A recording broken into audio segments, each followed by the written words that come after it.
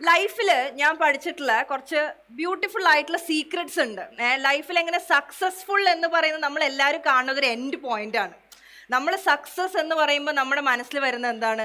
Elon Musk അല്ലെങ്കിൽ Steve jobs, ഇങ്ങനത്തെ കുറേ പിക്ചേഴ്സാണ്.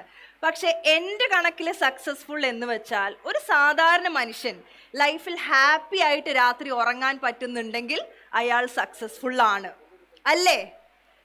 ഒരു ചായക്കട നടത്തുന്ന ഒരു ചേട്ടൻ, അയാൾ രാവിലെ എഴുന്നേറ്റ് ഭയങ്കര ഹാപ്പി ആയിട്ട് ചായയൊക്കെ ഉണ്ടാക്കി അവിടുന്ന് ഓരോ വരുന്ന ആൾക്കും ഭയങ്കര ചിരിച്ചിട്ട് ചായ കൊടുക്കുന്നുണ്ടെങ്കിൽ അയാൾ സക്സസ്ഫുൾ ആണ്.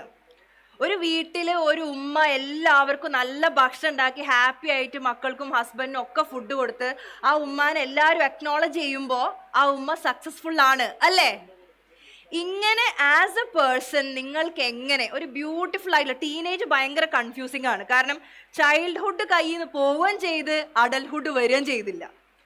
നമുക്കെല്ലാം അറിയാവുന്നൊരു ധാരണ വരികയും ചെയ്ത് എന്നാൽ എല്ലാവരും നമ്മളെ ഭരിച്ചുകൊണ്ടിരിക്കുകയാണ്.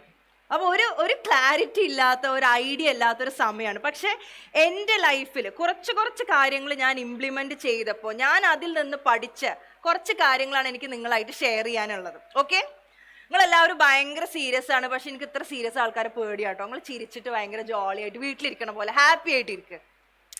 അങ്ങനെ ആകുമ്പോൾ നിങ്ങൾക്ക് എന്നോടും ഡൗട്ട്സ് ചോദിക്കാം. ഇനി ഞാൻ പറയണത് ബോറടിക്കുന്നുണ്ടെങ്കിൽ എണീറ്റെടുത്ത് ബോറടിക്കുന്നുണ്ട് ഞങ്ങളെങ്ങോട്ട് നന്നായി സംസാരിക്കാം എന്നിട്ട് ഇങ്ങോട്ട് വന്ന് സംസാരിക്കാം.